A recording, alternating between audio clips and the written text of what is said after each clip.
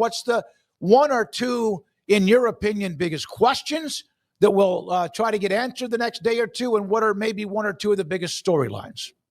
Yeah, I mean, I guess the biggest question is Deion Sanders going to be there? With his health status and that situation. I mean, I'd put it pretty much at a coin flip. Obviously, the expectation is that all coaches are there, but we were surprised when he wasn't at the spring meetings, and then we got our answer as to why he wasn't shortly thereafter because of his health. And I'd imagine that he's trying to get as healthy as he possibly can and lead up to fall camp, which is the most important thing, and that's keeping the main thing. So it's also interesting that Colorado's sending two quarterbacks. They're bringing both Caden Salter and the 17-year-old and Julian Lewis. So those are kind of two questions that I have. And then, the thing that stood out to me, Smokey, and I'm curious for your thoughts on this. So it's covered the league as long as you have.